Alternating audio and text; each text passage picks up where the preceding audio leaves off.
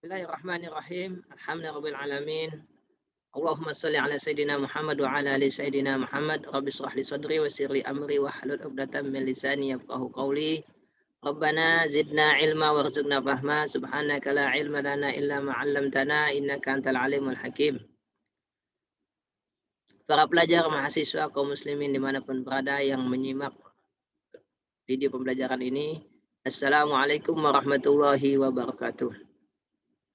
Alhamdulillah kita bisa kembali bertemu pada video pembelajaran kajian usul fiqh 2 pada pertemuan yang keempat yang bertemakan khas dan mustarak. Pada pertemuan yang sebelumnya kita telah mengkaji lafaz ditinjau dari segi peletakan, di mana kita ketahui bahasanya lafaz mengandung dua unsur, makna dan objek. Pada pertemuan yang sebelumnya setelah kita bahas kajian lafaz tinjauan objek. Kini kita kaji lafaz berdasarkan peletakan dengan tinjauan makna, yaitu khas dan mustarak. Pada pembelajaran kali ini, kompetensi yang diharapkan dapat dimiliki oleh pembelajar dan mahasiswa diharapkan dapat mengenal dan memahami lafaz khas dan mustarak, dapat memberikan contoh lafaz khas dan mustarak, dapat mengetahui hukum lafaz dan khas dan mustarak, dapat membandingkan antara mustarak dengan am, keterkaitan di antara keduanya. Mari kita mulai. Seperti yang kita ketahui, dalam ilmu semantik ya, yang kita kenal dengan ada istilah segitiga semantik. Suatu lafaz memiliki dua unsur, yaitu makna dan objek. Makna atau konsep yaitu apa yang kita bayangkan dalam benak kita, dalam otak kita, apa yang kita pahami. Dan objek adalah apa yang kita dapati dan ditangkap oleh indera kita, baik dengan mata kita dengan melihat atau kita mendengar, dan indera-indera yang lainnya yang ditangkap oleh indera kita. Disebut juga referensi, ya. Makna disebut juga dengan konsep, lafaz disebut juga dengan simbol atau ket. Jadi ketika mata kita melihat seekor kucing, maka di benak kita langsung terdapat makna kucing dan lidah kita pun mengucap kata kucing. Atau sebaliknya, ketika kita mendengar kata kucing, maka otak kita pun langsung kebayang gambar kucing. Dan seterusnya. Ataupun dalam bahasa Arab, ya, simbol atau kata disebut dengan lafaz, konsep makna disebut makna, dan objek disebut dengan fard. Jadi sebuah lafaz diletakkan untuk satu makna dan objek, di mana setiap kita ketika ingin berbicara terdetik di benaknya suatu makna, kemudian dia mencari kata. Atau ketika dia melihat suatu objek, maka dia akan mencari kata untuk menyebut objek tersebut.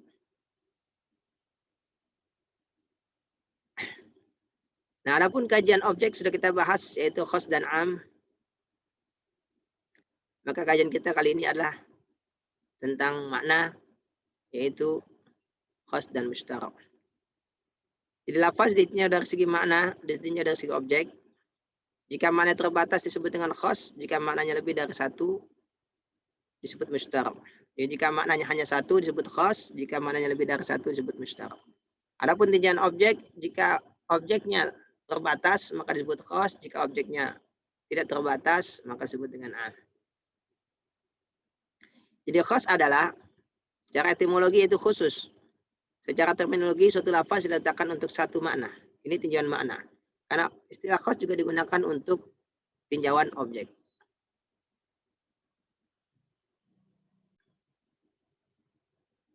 Secara etimologi, khas berarti khusus. Berarti kata khusus menunjukkan keterbatasan. Ya. Secara terminologi, ada suatu lafaz diletakkan untuk satu makna. Contohnya, Muhammad adalah nama seorang. Jadi ketika kita menyebut nama Muhammad, tentu kita maksud adalah satu orang yang kita sebut dengan nama tersebut. Ya. Tentu yang tidak kita maksud semua orang bernama Muhammad. 9. Ya. Kata 9 menunjukkan suatu bilangan. Maka 9 jika dikurang 1, 8. Jika tambah 1, 10. Maka kita tidak menyebut bilangan 10 dengan sebutan 9. Begitu kita tidak menyebut bilangan 8 dengan sebutan 9. Berarti 9 ini maknanya hanya 1. Adapun musyarak secara etimologi adalah sesuatu yang dimiliki bersama. Dia kata ishtaraka ishtariku. Ishtaraka memiliki bersama. Kalau musyarak arti dimiliki bersama.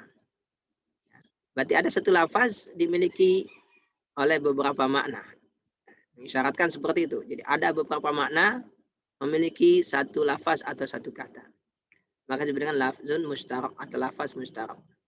Maka secara etimologi musyarak adalah suatu lafaz yang diletakkan untuk dua makna atau lebih dalam beberapa peletakan.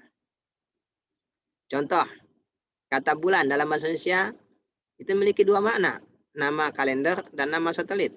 Nama kalender bulan Januari, Februari, bulan Muharram, Safar. Ya. Nama satelit yaitu benda langit yang mengelilingi bumi. Itu disebut juga dengan bulan.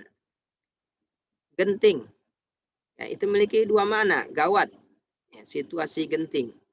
Nah, genting juga atap rumah. Atap rumah saya ya, terbuat dari genting. Nah, sehingga di sini jelas ada dua makna ya, untuk satu kata. Sehingga dua makna ini memiliki satu kata secara bersama. Maka disebut lafaz musyarak.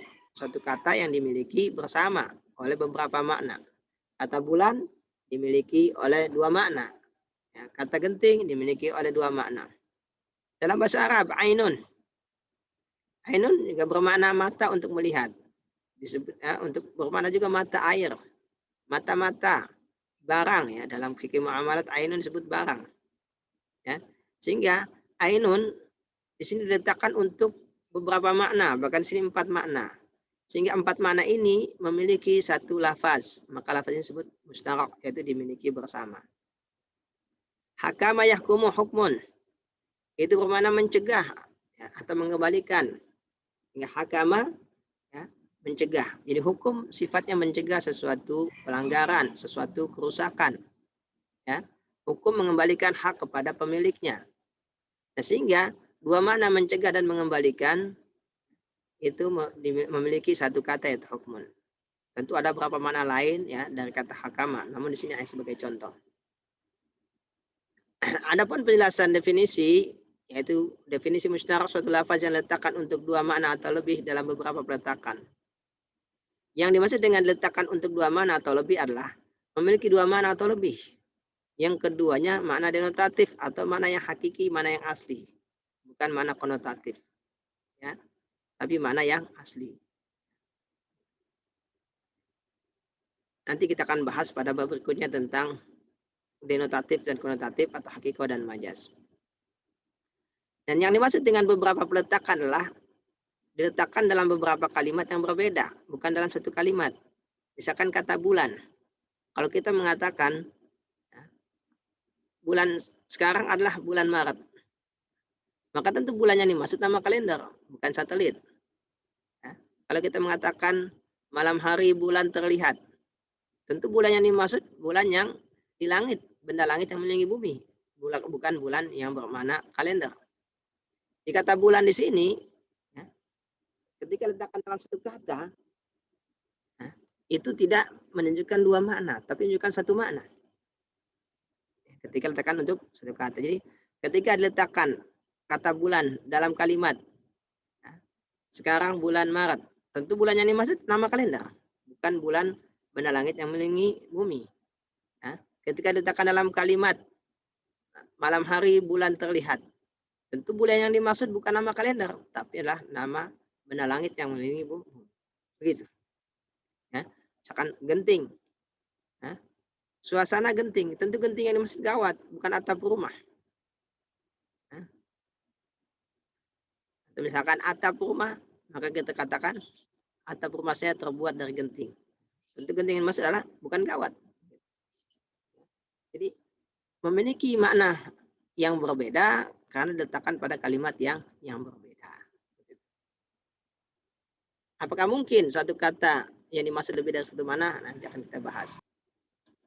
Jadi makna yang ditunjukkan oleh kata atau lafaz musyarak adalah makna yang hakiki, bukan makna majazi atau konotatif.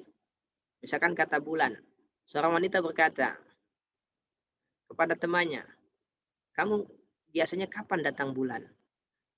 Nah, tentu bulan yang di sini bukan bulan bermakna nama kalender, bukan bulan bermakna nama satelit. Ya. Dan ini kiasan, bukan hakiki. Ya. Ini mana konotatif, bukan mana denotatif, bukan mana hakiki.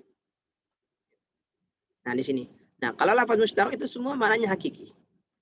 Bagaimana kita membedakan hakiki dengan majazi, hakikat dengan konotatif dengan nanti di babnya akan kita bahas, insya Allah. Di lafaz mustarak, ya, itu lafaz yang memiliki lebih dari satu makna. Atau letakkan untuk lebih dari satu makna. Mungkin 2 makna, mungkin 3, mungkin lebih. Dan kesemua maknanya adalah makna hakiki. Makna denotatif, bukan makna konotatif. Ya. Dan diletakkan dalam beberapa peletakan, bukan satu kali peletakan kemudian menunjukkan suatu makna semuanya. Tidak. Kalau terjadi, ya itu bukan yang lazim. Baik.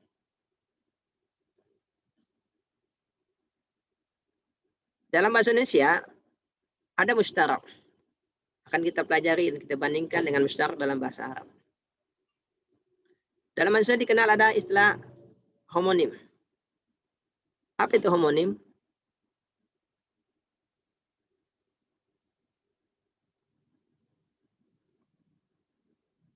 Homonim adalah kata yang sama lafal dan ejaannya dengan kata yang lain tetapi berbeda maknanya.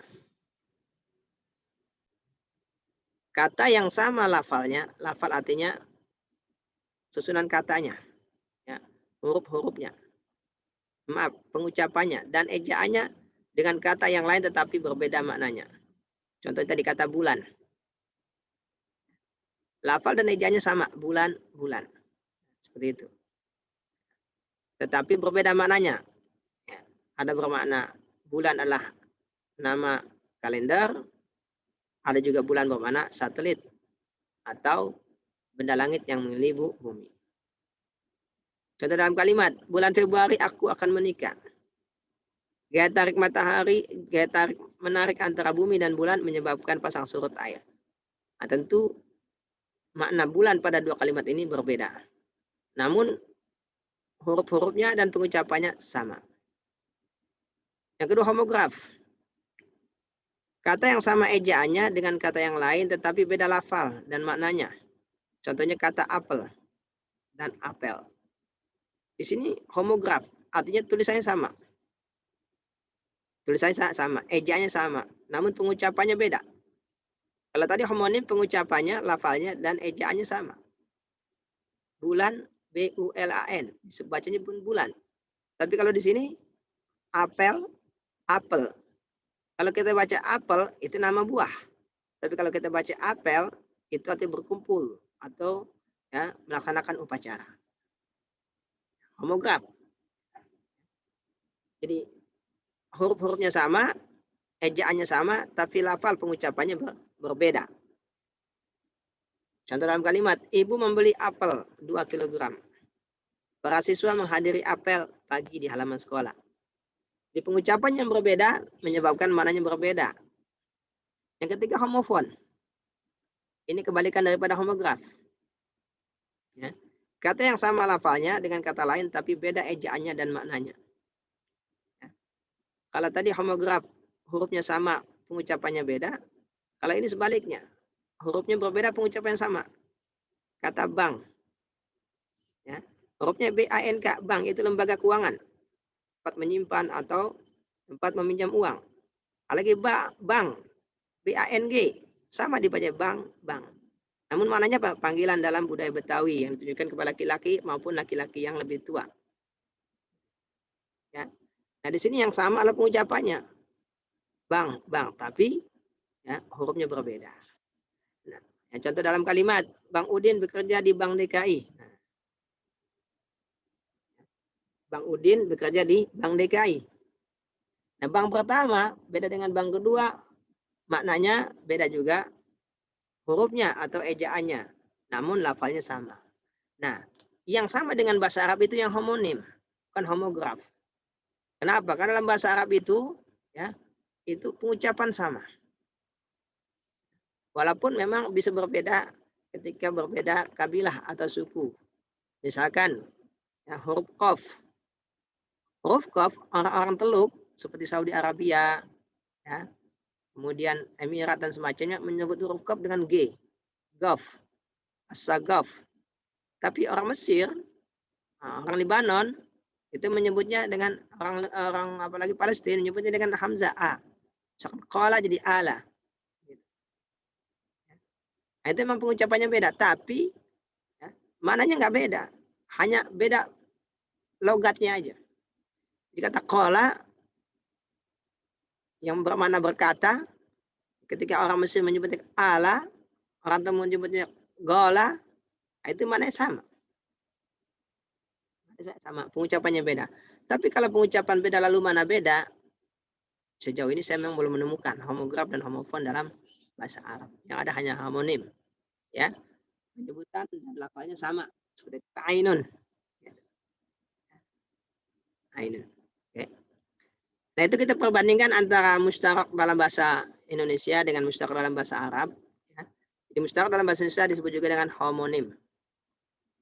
Itu kata yang lafal dan ejaannya sama, namun memiliki makna yang berbeda. Kenapa bisa terjadi mustarak?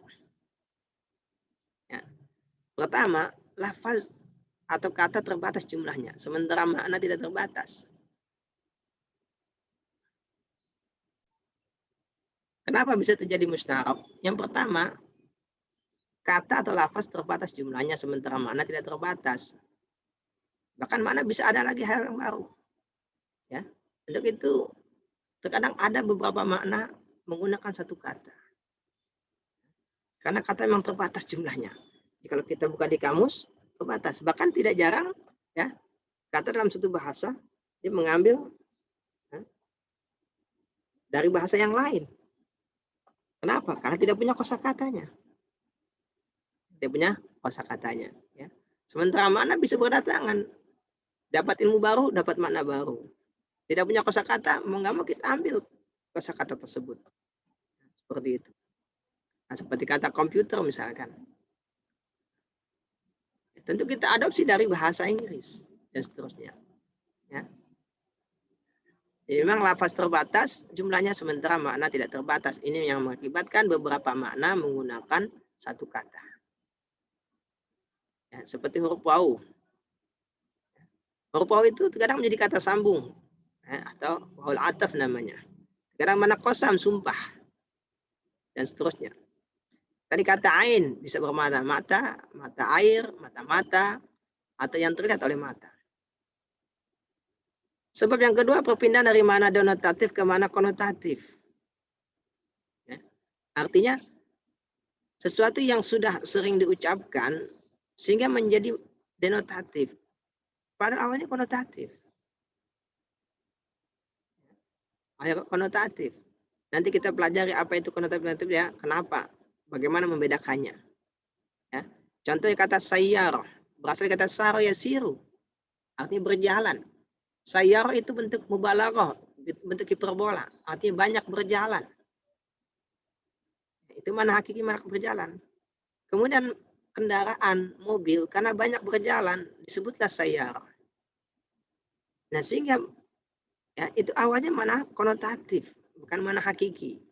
Namun karena sudah terbiasa disebut ya, sayyarah, maka dia menjadi mana denotatif, tidak lagi konotatif. Ya. Kenapa disebut mobil? Karena banyak berjalan. Karena banyak berjalan, maka disebut mobil. Ya, disebut sayyarah. Disebut sayyarah. Nah, mungkin sama dengan bahasa Inggris mobile artinya bergerak. Ya, seperti itu. Kita mengambil dari kata mobil dari mobile. Oke. Yang kedua, perpindahan dari mana etimologi ke mana terminologi. Misalkan kata sholat. Kata sholat itu secara etimologi artinya doa. Secara etimologi adalah rangkaian gerakan dan bacaan yang diawali dengan takbir dan diakhiri dengan salam. Jadi kalau kita tanya sudah sholat, tentu yang kita tangkap dari sholat ya, yang dimaksud rangkaian gerakan dan bacaan yang diawali dengan takbir dan diakhiri dengan salam. Tentu itu yang dimaksud. Ya. Selain sholat artinya doa. Maka kata sholat dalam Al-Quran itu bermakna doa, bermakna juga Salat yang kita kenal yaitu rangkaian gerakan dan bacaan yang diawali dengan takbir dan diakhiri dengan salam. Kita lanjutkan hukumnya. Karena banyak kita usul fiqh, ya tentu bukan hanya tinjauan bahasa, tinjauan hukum. Jika suatu kata memiliki dua makna atau lebih, maka harus dipilih salah satunya. Jadi nggak mungkin semuanya. Ya. Misalkan kata al-qar'u, ya. Wal mutallaqatu yatarabasna bi anfusina thalathata quru, salasa khas, 3. Tapi al-qar'u thalathata quru'in.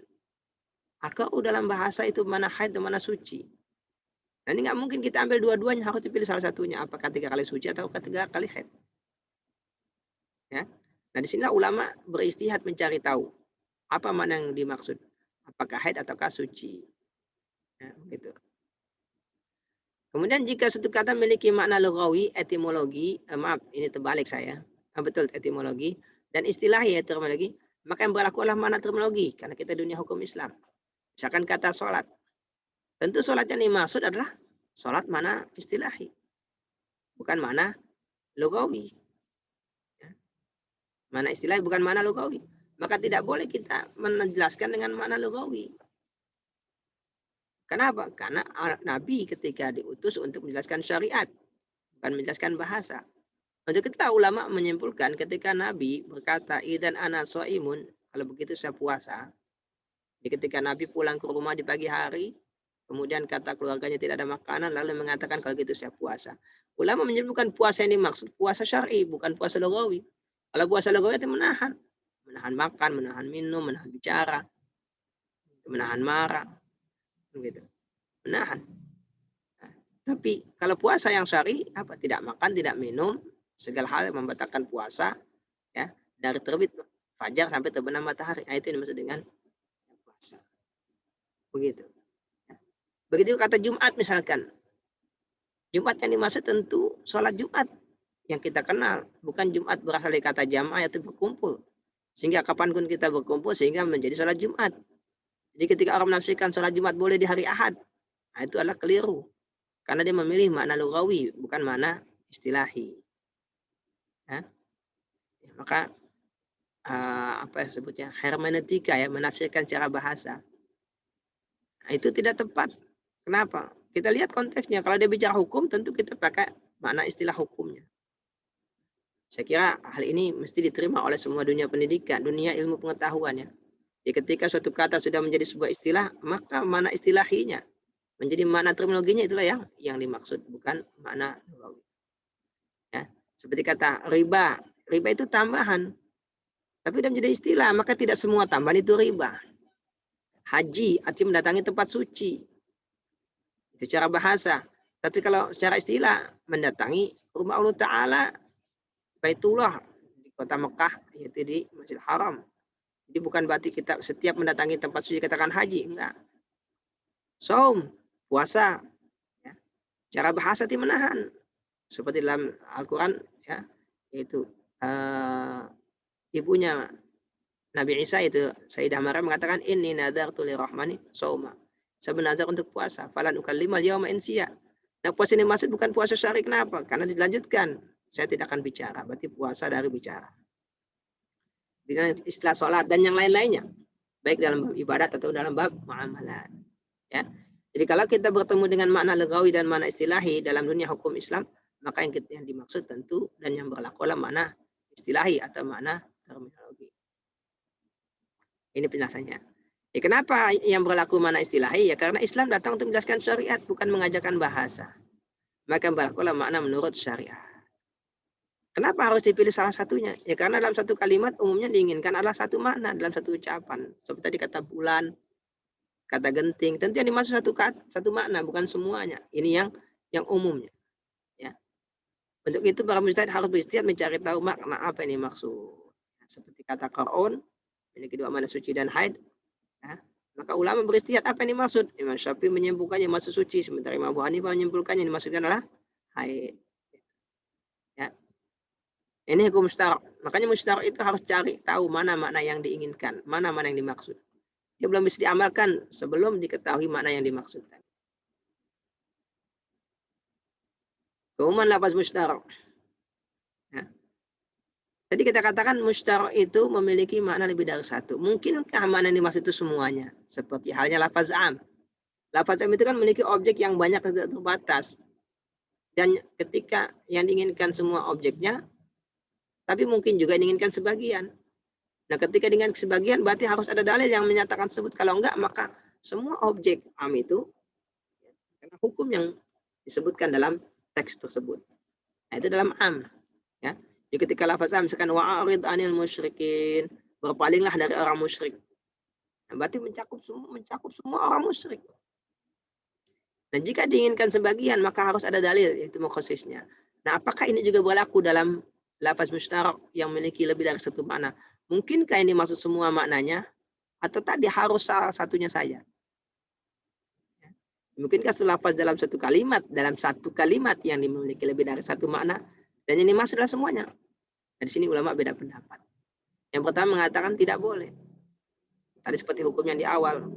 Ya. Jadi harus salah satunya aja. Kenapa? Karena suatu lafaz dalam satu kalimat pasti yang diinginkanlah satu makna. Walau lafaz itu memiliki makna lain saat diletakkan pada kalimat yang lain. Seperti kata bulan tadi. Memang dia memiliki lebih dari satu makna. Tapi nggak mungkin bulan yang dimaksud kedua makna tadi ketika diletakkan dalam satu kalimat. Ya. Misalkan ujian akhir semester akan dilaksanakan di bulan Mei. Nah, tentu bulan yang maksud bukan bulan artinya nama kalender dan bulan artinya benda langit yang menyelimuti bumi. Mesti salah satunya saja dan itu hukum asalnya. Pendapat kedua mengatakan boleh dan bisa terjadi. Contoh kata tankihu pada ayat berikut. Fa in talaqaha fala tahillu lahu min ba'du hatta tankiha zaujan ghairah. Kata nakah dalam bahasa Arab itu memiliki dua makna, yaitu akad dan jima. Akad dan jima. Itu maknanya secara bahasa. Ya. Akad nikah dan watonnya jimanya itu juga disebut nikah. Ya. Dalam sebuah hadis Nabi pernah berkata, ketika seorang bertanya apa yang boleh dilakukan oleh seorang suami terhadap istri yang sedang haid, Nabi berkata, kullu syai'in illa nikah. Segala sesuatu kecuali nikah. Nah, di sini nikah yang dimaksud jima, bukan akad. Bukan akad. Tapi dalam ayat lain, fankihuhunna biizni ahlihinna. Nah, nikah di sini adalah akad. Nikahilah mereka ya, dengan izin keluarganya. Tentu ini maksudnya akad. Bukan jima. Sehingga kata nikah ya, itu bisa bermakna akad, bisa bermakna nikah, bisa bermakna jima. Kalau dalam ayat fankihuhunna biizni ahlihinna. Nikahilah mereka dengan izin keluarganya. Tentu nikah yang di sini dimaksud adalah akad. Tapi kalau dalam hadis tadi kata Nabi, ya, ketika seorang suami bertanya kepada Nabi apa yang boleh dilakukan ketika istri sedang haid, lalu Nabi mengatakan kullu syai'in illa nikah. Boleh lakukan apa saja selain nikah. Nah, tentu nikah ini maksud bukan akad karena sudah sah menjadi istrinya. Nah, nikah ini adalah jima. Nah, itu contoh kata nikah yang dimaksud satu makna. Ya, tergantung peletakannya. Tapi kalau dalam ayat ini Al-Baqarah 230, nikah yang dimaksud dua-duanya. Fa in talaqaha fala tahilu min ba'du hatta tankiha zaujan ghairah. Ya. Jika wanita tadi ditalak lagi oleh suaminya talak 3, maka tidak bisa dia kembali kepada suaminya, la tahilu lahu, enggak halal lagi. Ya. Min ba'du setelah itu, setelah jatuhkan talak 3, hatta tankiha sampai dia menikah. Ya, zaujan ghairah dengan suami yang lainnya. Nah, nikah di sini yang dimaksud dua-duanya. Ya, yang maksud apa? Nikah dengan maksud akad, nikah juga jima. Ya. Artinya sampai wanita ini menikah lagi. Enggak cukup menikah dengan akad. Enggak, tapi harus jima juga. Maka nikah ini masuk dua makna ini. Ya. Ini salah satu contoh di mana lafaz nikah, ya, kedua maknanya itu diinginkan. Ya. Jadi ketika seorang wanita ditalak 3 oleh suaminya, dia nggak bisa kembali kepada suami pertama sampai dia menikah dengan laki-laki lain dan sudah jima dengannya. Jadi kalau nikah saja dengan akad lalu diceraikan kembali belum bisa, harus ada jima juga. Ya, berarti nikah di sini yang dimaksud dua-duanya. Nah, sepertinya pendapat yang kuat itu mengatakan boleh selama memungkinkan. Ya. Sebenarnya ini mirip sekali dengan lafaz am. Ketika lafaz am bertemu dengan lafaz khos, itu nggak selalu terjadi taksis. Kapan terjadi taksis? Ketika terjadi pertentangan antara apa yang ditunjukkan oleh am dengan apa yang ditunjukkan oleh khas. Ya, seperti innal insana lafi khusrin, sungguhnya manusia itu merugi kecuali yang beriman. Itu enggak merugi berarti. Atau dalam contoh lain ya, yang lebih mudah dipahami misalkan ya, yaitu barang siapa yang menyaksikan bulan Ramadan maka berpuasa. Itu berarti diperintahkan puasa. Barang siapa yang sakit atau sabar boleh tidak puasa. Ini kan ayat pertama mengatakan wajib puasa, ayat kedua mengatakan boleh nggak puasa. Berarti kan bertentangan. Ya, bertentangan. Nah, ketika itu tidak taksis. Tapi ketika tidak bertentangan, misalkan Allah berfirman, tanazzalul malaikatu wa ruh fiha. Ya. Pada malam hari itu malaikat-malaikat dan malaikat Jibril turun ke bumi. Nah, di sini malaikat Jibril khas, malaikat-malaikat itu umum. Tapi nggak bertentangan antara malaikat Jibril yang khas dengan malaikat-malaikat yang umum, itu nggak bertentangan. Sama-sama turun, maka tidak jadi taksis. Nah, begitu juga dalam lafaz mustaq di sini. Dia hanya wajib dipilih salah satu ketika bertentangan. Ya. Seperti tadi, kata bulan bermakna nama satelit dengan kata bulan bermakna nama kali itu kan bertentangan, nggak mungkin dua-duanya diinginkan. Nggak mungkin. Seperti kata Qur'an tadi, salah satu guru, nggak mungkin yang dimaksud haid dan suci karena bertentangan, nggak mungkin dua-duanya. Tapi ketika tidak bertentangan, maka semuanya diambil. Tidak jadi taksis. Semuanya diambil. Seperti kata Anna dalam ayat ya. Kullama dakhala 'alaiha Zakaria al-mihrab wajada 'indaha rizqa qala ya Maryam anna laki hadza qalat wa min 'indillah. Setiap kali Nabi Zakaria masuk mendatangi ya Sayyidah Maryam di tempatnya di mihrab, dia mendapati rezeki sudah berada di hadapan Sayyidah Maryam. Lalu Nabi Zakaria bertanya, wahai Maryam, anna laki hadza. Kata anna itu maknanya ada 3. Min aina, kaifah, dan mata. Itu anna. Min aina, dari mana makanan ini datang? Kaifah, bagaimana bisa sampai ke sini? Ya. Mata, kapan sampainya? Itu mana anna. Ya. Jadi, dari mana makanan ini datang? Bagaimana bisa sampai ke sini? Kapan sampainya? Itu ketiga mana itu ditunjukkan oleh satu kata itu anna. Karena kalau hanya min aina, akan mengatakan min aina laki hadza. Nah, itu bicara tentang dari mana. Nggak bicara tentang kapan sampainya, nggak bicara bagaimana sampainya. Atau kaifa ja'aki hadza tu'am. Bagaimana makan datang kepadamu? Berarti mata. Atau itu kaifa, mata. Kapan? Kalau kaifa bagaimana? Tapi ketika mana tadi ditunjukkan oleh satu kata itu anna. Contoh lain lagi misalkan anna. Ya. Fa'tu harthakum anna syi'tum. Datangilah hartakum, ladang kamu, yaitu istrimu. Anna syi'tum. Anna. Jadi bicara tentang anna. Apa itu? Min aina. Ya, silakan. Maaf ya, agak sedikit vulgar. Boleh kamu datangi istrimu dari arah belakang atau dari arah depan. Yang penting tetap di tempat ladangnya. Nggak boleh di tempat yang lain. Ladangnya maksudnya tempat bercocok tanam yang bisa menumbuhkan tumbuhan. Yaitu di bagian depan. Adapun mulainya dari depan, mulainya dari belakang, mulainya dari samping, silakan. Bebas. Itu yang pertama, anak dari mana? Kaifa? Ya silakan bagaimana cara? Kalau bebaskan anak itu. Kapan? Ya Allah nggak batasi.